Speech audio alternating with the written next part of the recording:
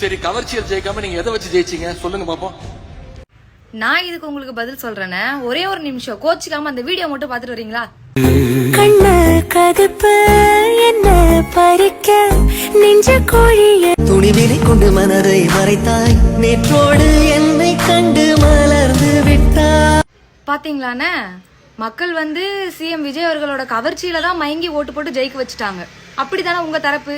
அப்படின்னா நீங்களும் கவர்ச்சி காமிச்சிருக்கீங்களாண்ணே, அப்போ உங்களுக்கு தான் ஓட்டு போட்டு ஜெயிக்க வச்சிருக்கணும்.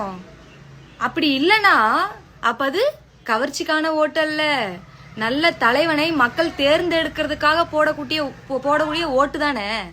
இப்ப புரியுதா? நீங்களும் கவர்ச்சி காமிச்சிருக்கீங்கல்ல, அப்ப அவர் கவர்ச்சியால் ஜெயிச்சிட்டாருன்னா நீங்களும் ஜெயிச்சிருக்கணும். என்ன சரி, எங்க தலைவர் மாதிரி மிசா கொடுமையில ஒரு வருஷம் உள்ள இருந்து வந்தீங்களா? அட என்னென்ன உதயநிதி அண்ணன், எந்த சட்டத்திலேயாவது தமிழ்நாட்டின் முதல்வர் ஆவறதுக்கு முன்னாடி ஜெயிலுக்கு போகணும், களி திங்கணும், கம்பி எண்ணணும், இப்படி எதனா வந்து சட்டம் இருக்கா? இல்ல வரலாறு இருக்கா? ஏன நீங்க வந்து உங்க தாத்தா காலத்துல இருந்து காலங்காலமா ஆட்சி ஆண்டுட்டு வரீங்க. நீங்க என்ன ஊழல் பண்ணீங்களோ, நீங்க என்ன கொலை பண்ணீங்களோ, நீங்க என்ன மக்களுக்கு கெடுதல் பண்ணீங்களோ, அந்த ஒரு காரணத்துக்காக நீங்க ஜெயிலுக்கு போனீங்களோ, இல்ல உங்க தனிப்பட்ட காரணத்துக்காக ஜெயிலுக்கு போனாங்களோ, அது தேவையில்லன்னு. தமிழ்நாட்டின் முதல்வர் ஆவறதுக்கு ஜெயிலுக்கு போகணுமா, களி திங்கணுமா, கம்பி எண்ணணுமா, அப்படி எந்த சட்டமும் கிடையாது. இல்ல மக்களோட ஆதரவு இருந்தா போதும் தானே. மக்கள் தானே ஓட்டு போட்டு ஜெயிக்க வைக்கிறாங்க. இதெல்லாம் எப்படி நீங்க ஒரு கேள்வியா, ஒரு மேடை, ஒரு மைக் இருந்தா கேட்டுருவீங்களா? உதயநிதி என்ன சூப்பரா பேசுறீங்க, சூப்பர் பாயிண்ட் இதெல்லாம். தமிழ்நாடு முழுக்க போய் ஓட்டு கேட்டாரு.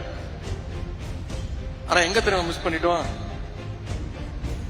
நம்ம வீட்டுல இருக்கக்கூடிய நம்ம குடும்பத்துக்கிட்ட ஓட்டு கேட்க மறந்துட்டோம். உதயநிதி என்ன, நீங்க எதை பத்தி பேச வரீங்கன்னு எனக்கு புரியுது, நான் பதில் சொல்றேன் கேளுங்க. நீங்க என்ன சொல்ல வரீங்க? குடும்பத்துல இருக்கவங்க கிட்ட ஓட்டு கேட்க மறந்துட்டாரு. குடும்பத்துல இருக்கிறவங்கள்ட்ட மேபி ஓட்டு கேட்டு அவங்க ஓட்டு போட்டிருந்தாங்கன்னா அவர் ஜெயிச்சிருப்பாரு. இப்பவும் அவர் ஜெயிச்சிட்டாரு. இப்ப தமிழ்நாட்டு முதல்வர் தான். அப்ப உங்க குடும்பத்துல